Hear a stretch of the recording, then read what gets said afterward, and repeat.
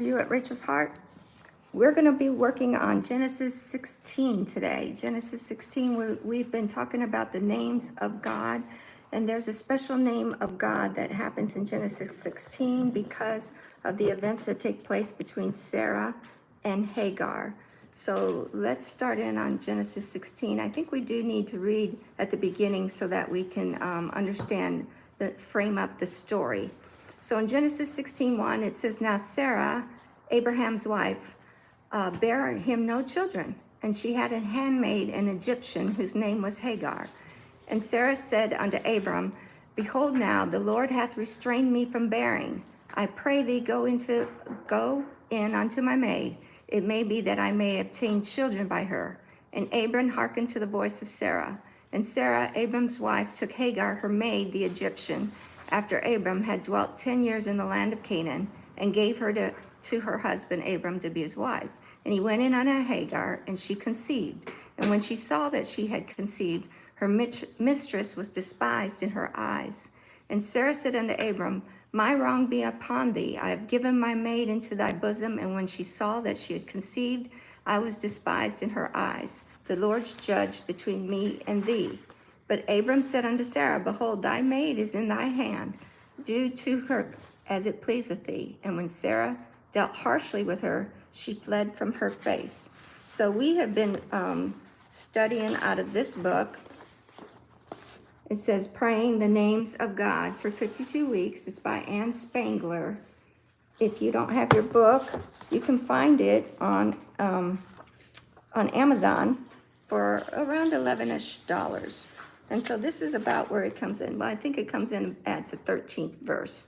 So we'll read a little bit further. So Sarah deals with Hagar harshly, it says. I'm not sure where I left off.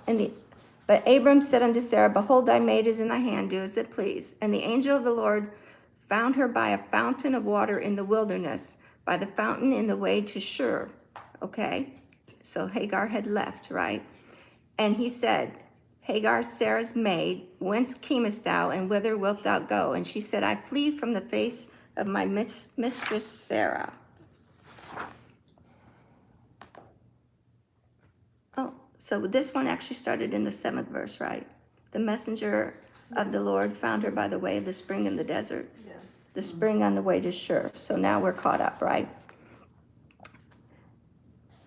And he said, Hagar, Sarah's maid, whence comest thou, and whither wilt thou go? And she said, I flee from the face of my mistress Sarah.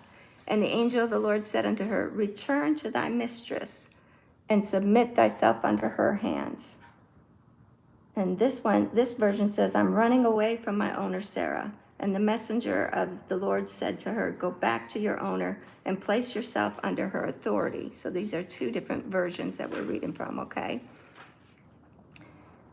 And the angel of the Lord, and now back to the King James in the 10th verse. And the angel of the Lord said unto her, I will multiply thy seed exceedingly, that it shall not be numbered for the multitude. Now this is the promise that Hagar is getting for her son Ishmael, okay? And the angel of the Lord said unto her, Behold, thou art with child, and thou shalt bear a son, and shalt call his name Ishmael, because the Lord hath heard thy affliction. So this is the promise that Hagar is getting for Ishmael. And he will be a wild man, and his hand will be against every man, and every man's hand against him. And he shall dwell in the presence of all his brethren. And she called the name of the Lord that spoke to her, the God that seeth me. For she said, Have I also here looked after him that seeth me?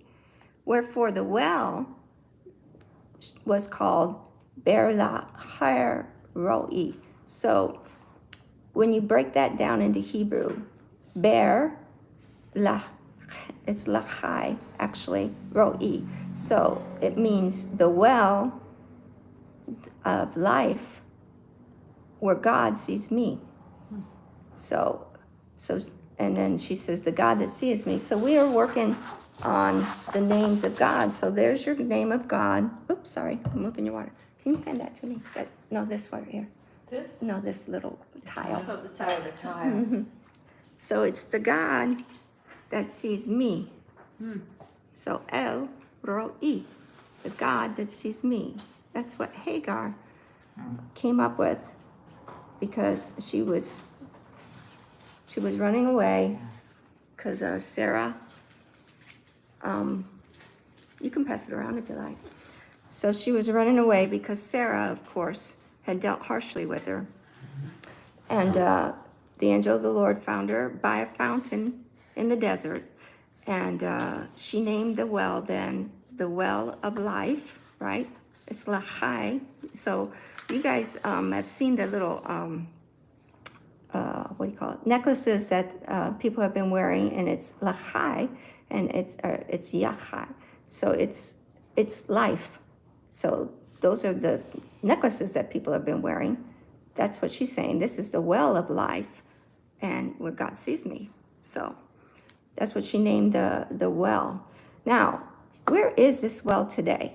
So that's a good question. And if you try to Google it, you will find all kinds of answers. Some people say it's in the Negev. So it tells you here in the word that it's between Kadesh and Bered.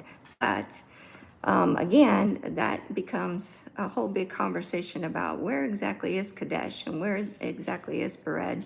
And everybody gives you their opinion. But according to some people, they say it's in the Negev. So according to other people, they say that the Muslim world has actually taken this and made this the walk that everybody does, the pilgrimage. And they say that Hagar's name actually means flight and pilgrimage. And they use this story as the pilgrimage to Kaaba. And they will tell you that the well is actually near the Kaaba stone. So there's a lot, like I said, you can, if you start Googling it, you will find all kinds of stories that go along with it. Some of the stories say it's near Petra.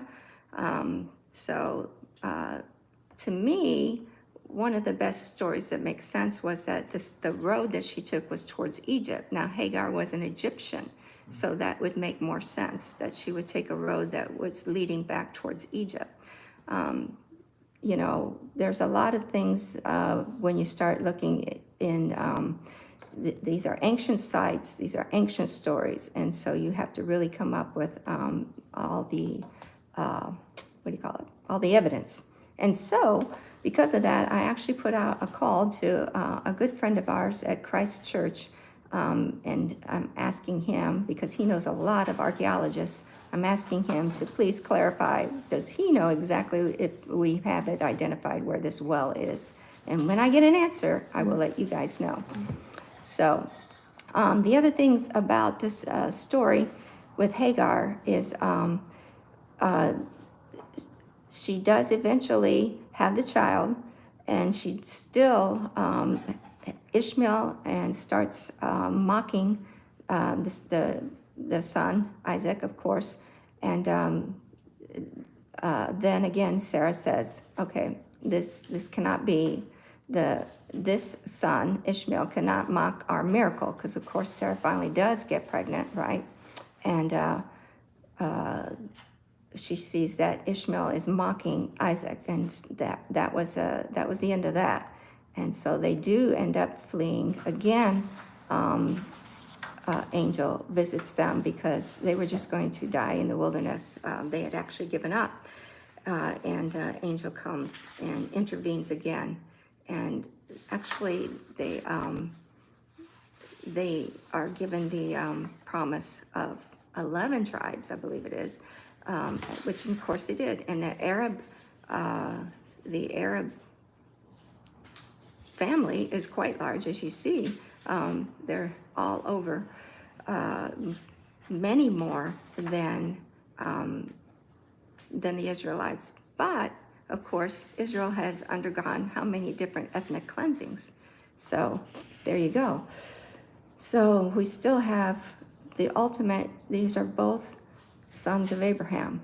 And so there, of course, you have the Abraham Accords going on, which make total sense.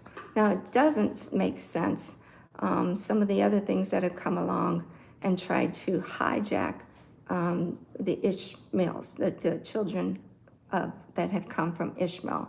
So there have been other things that have come along that have tried to hijack the Arab people. And so, in my opinion, if they would just look and see that they are the children of Abraham, they have come from Ishmael, and they would look to their origins, it would make sense. The God that sees me. So that's our lesson for today. We will do this again May 22nd. We will look at the next chapter here in praying the names of God. And the God that sees me is the one that Hagar encountered in the desert. And that is a beautiful one. All right. Thank you guys for being here. Thank you for coming. And for those of you who want to be in the Zoom room, I see scripture references here, and Haisha is here, and Miss Edie is here. Michelle, happy anniversary. Michelle's anniversary is today, 15 years after almost losing her precious husband, so it's very precious for her today. So thank you. We will go over prayer requests on the Zoom link, so the moderators can send you guys the Zoom link if you like.